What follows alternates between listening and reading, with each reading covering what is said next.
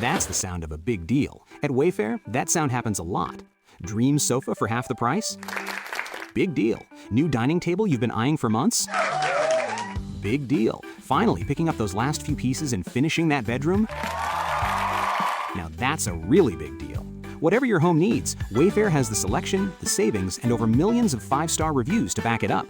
Shop Wayfair.com today before someone else snags your big deal. Wayfair, every style, every home. Why should we acknowledge, communicate, and prioritize our relationships in and out of the office? Stay tuned and find out. Welcome. Okay, here's the question. You serious? How are we dark horses? You know, the ones everyone is betting against, the ones they don't expect to win, place, or even show on the track, and they'll even laugh on us when we talk about trying. How do we show the world our greatness and triumph? Come on. Well, that's the question, and this podcast will give you the answers. Let's go. This is The Dark Horse Entrepreneur. My name is Tracy Brinkman. And push it up. Hello, my Dark Horse friends and family. Welcome back to your daily dose of Change My Life in 15 minutes or less learning. I'm your Dark Horse host, Tracy Brinkman, and you, infinitely more importantly, you are a driven entrepreneur, and you are here because you're ready to start, restart, kickstart, or just start leveling up with some great marketing, personal, or business tips and results in order to build that beautiful business of yours into the empire it absolutely deserves to be. That's why I'm here hitting you with another daily success episode of the Dark Horse Entrepreneur as we dive deep into success with actionable advice, tips, and steps designed to help you level up your game, because as we already know, there are no shortcuts to that success except for taking those daily steps towards your goal every single day. Whew. You know, happy at home equals happy at work, right? And if you think about it, it kind of works both ways, because if you're happy at work, it makes it easier to be happy at home. And, you know, I guess you could say it goes both ways, right? You're happier at work, you're happier at home. If you're happier at home, you're happier at work. If you're happier at home, you could be probably more effective at work. So if you're having a conflict in any of your relationships today, whether it be at work or at home, it's always good to have some tools at your disposal to help you resolve those conflicts so that you can be happy at home and happy at work, right? So today, I want to share with you 3 conflict resolution tips, or skills, whatever you want to call it, that you can use to improve your relationships today, be they with your spouse, your significant other, your boss, employee, even with yourself.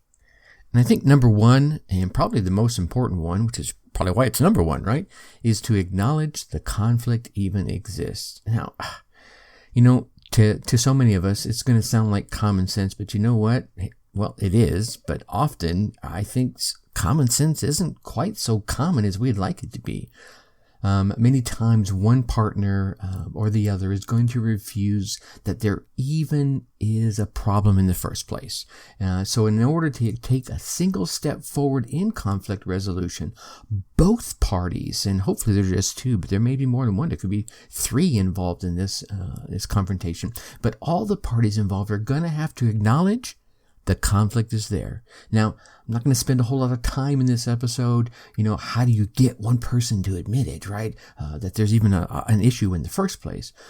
I don't know, perhaps you can just start with sharing your own feelings, sharing how you think there's a conflict going on and how you think the other person might be feeling, you know, from your point of view. You know, you don't go in there and tell them, hey, this is how you're feeling, but you could go in there and share with them how you think they're feeling.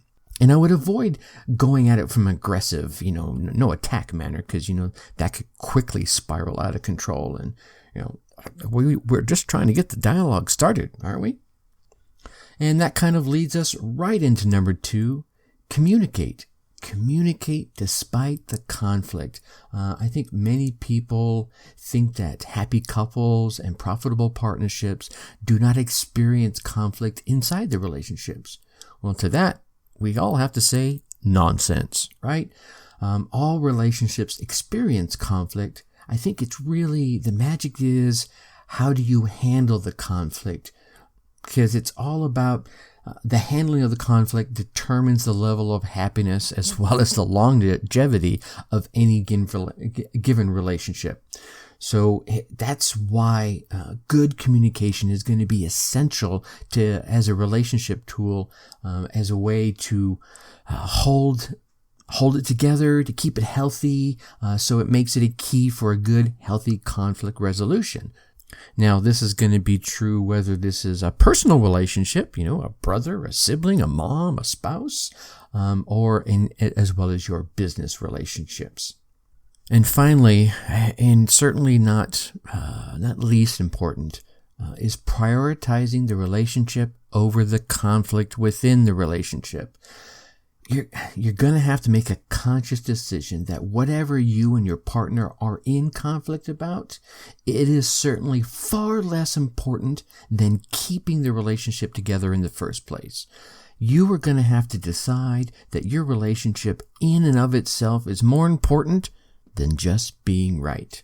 So if you're feeling there's a bit of conflict, stress in the relationship, then please quickly acknowledge the conflict, first to yourself, right? Then communicate it to your partner or partners despite the very conflict you're feeling. And of course, prioritize the value of the relationship that you have and bring it right out with your feelings for the conflict. Talk it through.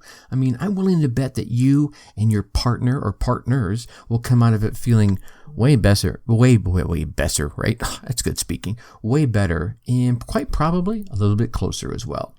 All right, there you go. 3 tips. Acknowledge the conflict, communicate the conflict, and God darn it, prioritize your relationships first. All right, and with that, tomorrow we're going to be talking about the upside of saying no. Now, to make sure you keep getting all these daily tips, be sure to go down there and hit subscribe so that you'll get them every single day. While you're there, go ahead and drop us a 5-star rating, drop us a review, let us know some things you're enjoying, some things you'd like to hear, and we'll be sure to get them up on into the podcast. And if you'd like to get to know us a little bit on a more personal level, come to get to know myself and some other driven entrepreneurs, come on over to our Facebook. Go to facebook.com, put Dark Horse Tribe in that search bar. Come on in and hang out with us. Now, if you can't find us by doing that, go to your favorite internet browser, type in darkhorseschooling.com/darkhorsetribe, all one word, and that'll take you right there. I look forward to meeting you in the group. All right. You get out there, you run your race, you get your results, and let me hear about them.